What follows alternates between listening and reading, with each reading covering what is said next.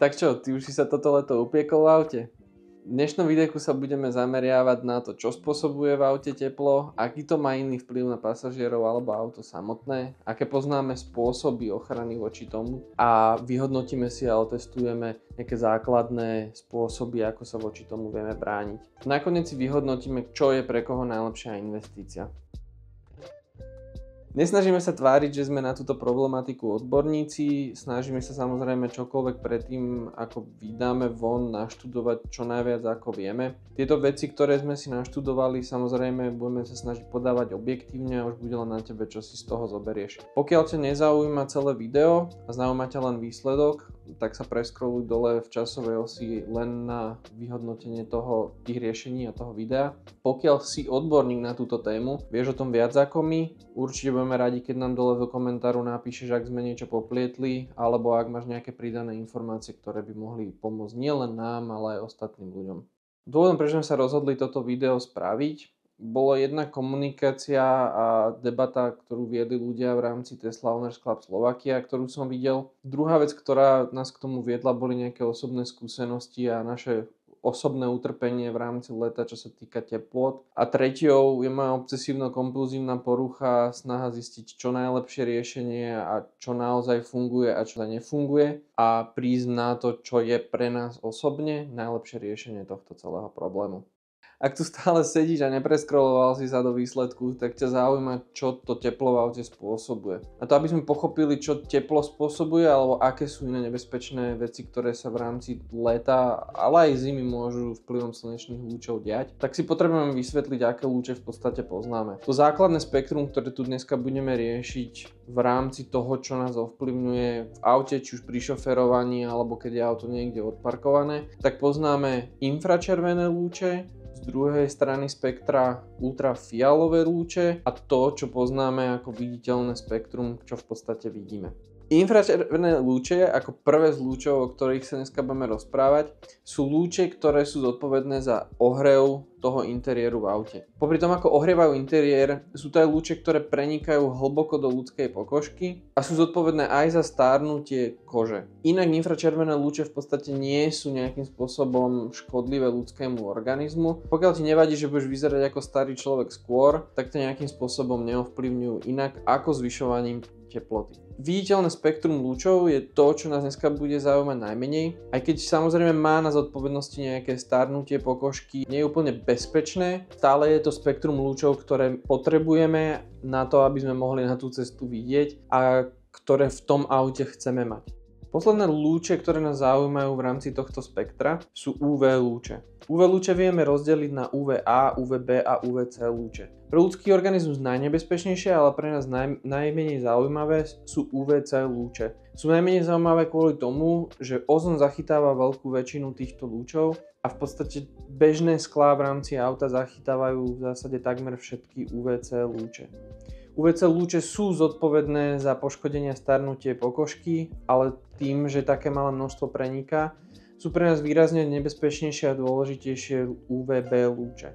UVB lúče sú lúče, ktoré prenikajú iba do vrchných vrstiev pokožky. V rámci prieniku skla veľká väčšina neprechádza, ale stále aj to malé množstvo je priamo zodpovedné za priamu degeneráciu DNA, ktorú máme v koži a tým pádom nás ohrozuje najviac. Popri tom samozrejme spôsobuje starnutie pokožky a má ďalšie iné negatívne vplyvy. Posledné z týchto lúčov je UVA, ktoré preniká najhlbšie do pokožky, preniká najefektívnejšie atmosférou, ale aj sklom v rámci auta. Tieto lúče ale nie sú až tak nebezpečné ako UVB, aj keď stále nepriamo môžu byť zodpovedné za degeneráciu DNA v rámci pokožky.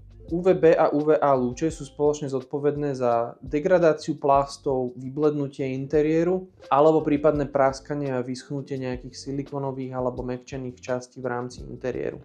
Čiže aké základné riešenie na tieto problémy poznáme? Pokiaľ ťa trápi len teplo a máš Teslu, najjednoduchšie riešenie je zapnúť si ochranu interiéru proti prehrievaniu, ktorá je v aute zabudovaná a je tým pádom zadarmo. Nevýhoda tohto riešenia je samozrejme, že je to nejaká aktívna ochrana toho auta a spôsobuje vybíjanie batérie a je tam nejaký časový limit, keď sa ti sama od seba vypne.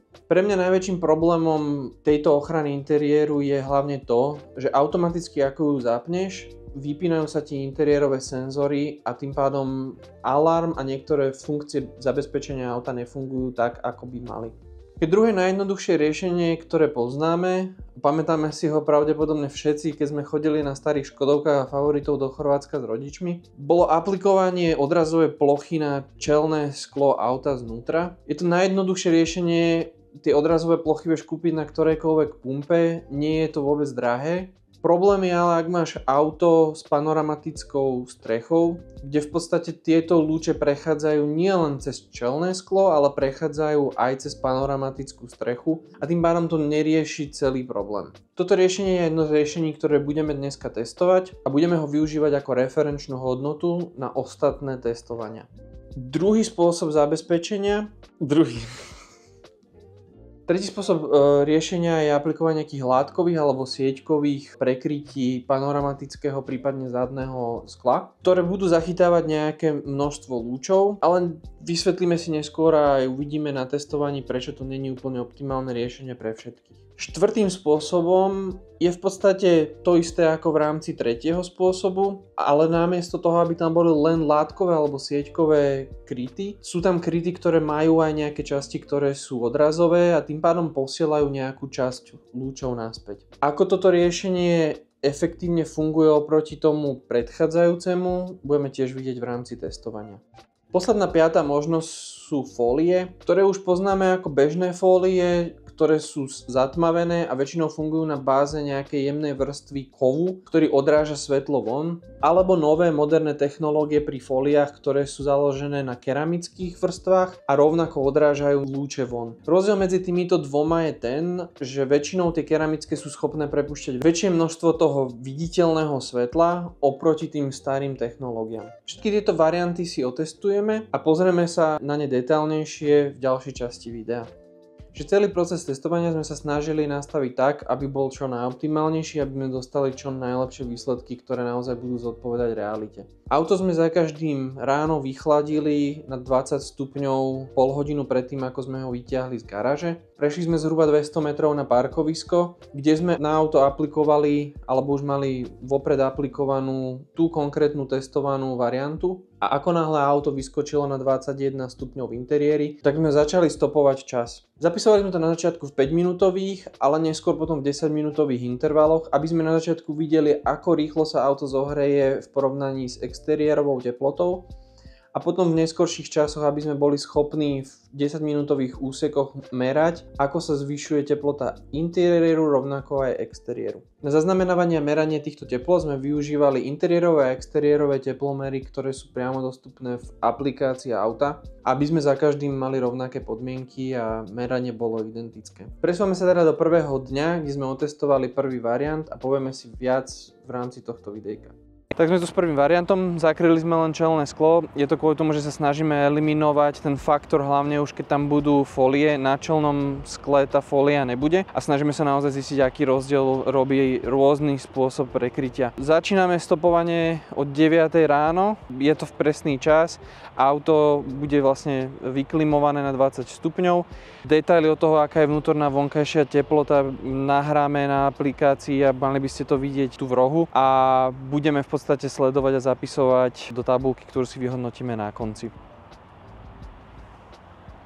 Čo si videl v rámci tohto prvého videjka, sme použili ako referenčnú hodnotu pre ďalšie merania. Teplota auta za 3 hodiny vystúpala na 54 stupňov a exteriér vystúpal na 34 stupňov vonku. Bol slnečný deň a v podstate sme sa snažili rovnakým spôsobom napodobniť aj tie ďalšie dni. V rámci tohto druhého riešenia, ktoré budeme testovať, sme testovali prekrytie panoramatického a zadného skla materiálom, ktorý bol niečo medzi sieťkou a látkou a nejaké množstvo toho svetla stále prechádzalo, a aj keď bolo minimálne. Ako to testovanie vyzeralo, si zase môžeš pozrieť v ďalšom videjku a my sa vrátime naspäť po ňom. Stále si tu? Čiže máme pokus číslo 2. alebo teda variant číslo 2, ktorý dneska budeme testovať. Dali sme dovnútra na strechu auta z vnútornej strany prekrytie, ktoré je skôr formou látky sieťoviny, ktoré nemá odrazovú plochu. Je to vlastne aj v prednej, aj v zadnej strane auta. Budeme vlastne testovať to isté, čo včera, zaznamenávať čas, akurát sme sa museli presunúť na inú lokalitu.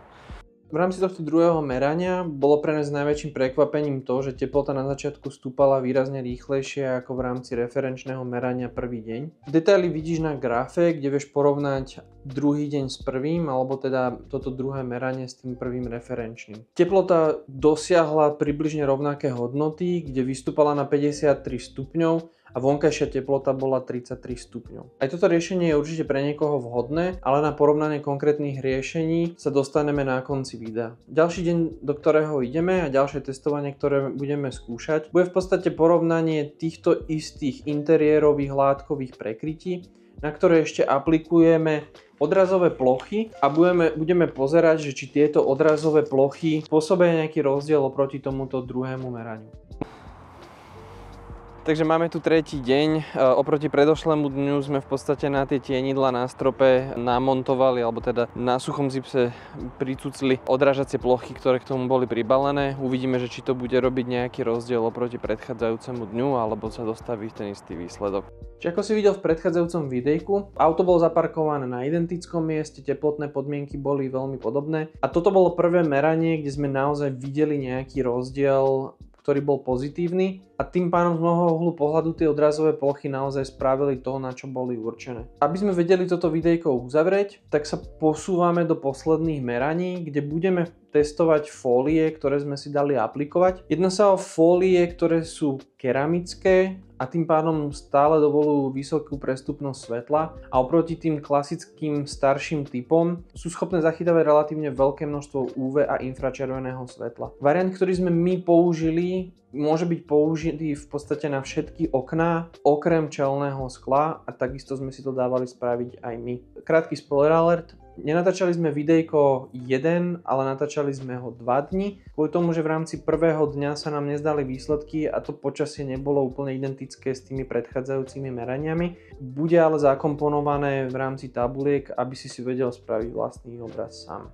Čiže máme tu posledný deň našeho testu. Auto už je plne vo fóliách, alebo teda všetky sklá okrem čelného sú vo fóliách. A budeme testovať štandardne, ako sme testovali predchádzajúce dni. Vidíme sa na zhrnutí. Ak si sem preskočil rovno zo začiatku, tak si oveľa prišiel.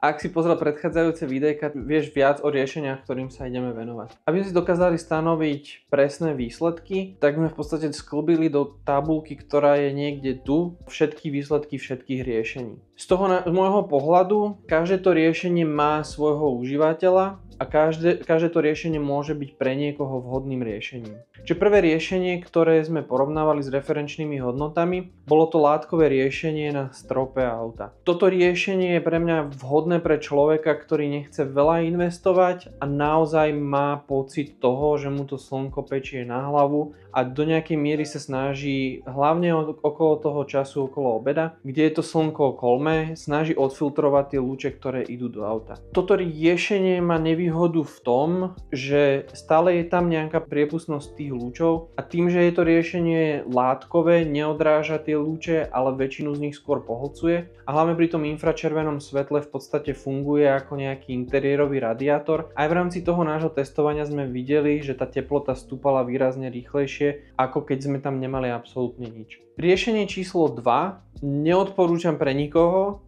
v tej forme, ktorú sme mali my. Bolo to lacné čínske riešenie, kde sme tie fólie, ktoré mali odrazové plochy, aplikovali cez suché zipsy. Pre toto naše použitie testovania to bolo vynikajúce riešenie, ale čo sa týka inštalácie komfortu určite neodporúčam. Ak do tohto riešenia chceš zainvestovať, je to jedno z tých efektívnych riešení, ktoré naozaj pomáha znižovať tú teplotu, zachytáva tie svetelné lúče, ktoré prechádzajú v podstate na 100% a si schopný tým pádom ochrániť do nejakej miery oproti lúčom, ktoré prechádzajú z vrchu, či už interiér, ale aj pasažierov toho vozidla. Určite ti ale v tomto prípade odporúčam investovať do nejakého kvalitnejšieho riešenia a zvážiť si oproti tomu poslednému riešeniu, či tá cenová investícia je pre teba výhodná alebo není výhodná. Posledné riešenie, ktoré sme testovali, boli keramické folie, ktoré sme si dali nalepiť. Ako vidíš, v rámci tých dní bol rozdiel, ale aj v rámci toho druhého dňa tie podmienky boli takmer identické. Tu mám to trvalo dlhšie, kým sa vyhrialo a naozaj tie folie spĺňali účel. Pre koho je toto posledné riešenie s foliami vhodné? Z môjho uhlu pohľadu je to niekto, kto ten problém chce vyriešiť jednorázovo, dať si nainštalovať pasívnu ochranu s tým, že síce tá investícia je vyššia, ale nemáš nič, čo by ti blokovalo to viditeľné svetlo a už vzhľadom na to, že tú panorámu tam hore máš,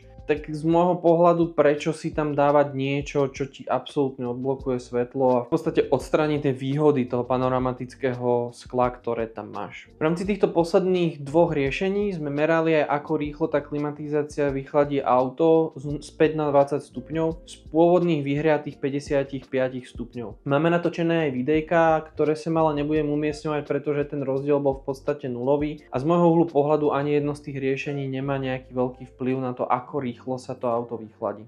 Ako by som sa teda rozhodoval subjektívne ja znovu po týchto testoch? Z môjho uhlu pohľadu by som si znovu dal aplikovať tie fólie. Aj keď je tá investícia vyššia, jedná sa o pasívne riešenie, ktoré tam máš celoročne a zachytáva to UV a infračervené svetlo, či už cez zimu alebo aj cez leto. Ako druhý bod je pre mňa to, že ten vplyv toho UV svetla aj z tých bočných skiel je pre mňa dôležitý. Som ten typ človeka, ktorý sa opalovacím krémom natiera počas celého leta, keď ide von na viac ako na 10 minút. A nechcem dopadnúť ako pán, ktorý bol zverejnený v rámci niektorých denníkov v Anglicku. Jednalo sa o šoféra, ktorý 20 rokov jazdil s otvoreným okienkom v kamione. A ten vplyv na tú ľavú časť tváre vidíš na obrazovke. Čo sa týka ďalšieho dôvodu, prečo by som to spravil, je naozaj to, že to svetlo, ktoré z tej panorámy tam je a to už, že to auto tú panorámu má, je pre mňa benefitom a nechcem ho ničím prekrývať a nechcem sa cítiť ako v nejakej ponorke. Hlavne pri tých prekrytiach, ktoré sú čiernej farby, ktorý absolútne eliminuje tie výhody toho panoramatického skla v tom aute. Dúfam, že toto videjko bolo pre teba užitočné. Pokiaľ by si mal nejaké dodatočné otázky, veľmi rád ich zodpoviem dole v čete Tesla klubu alebo osobne pri pive. Pokiaľ ťa takýto content zaujíma, určite nás subscribni, napíš dole, čo iné by si ešte chcel od nás vidieť. Robím to naozaj kvôli tomu, že nás to baví, nemáme z toho žiadne peniaze a chceli by sme v tom pokračovať tak, aby to malo prínos aj pre teba. Ďakujem, že si sa pozeral, dúfam, že sa vidíme pri ďalšom videu.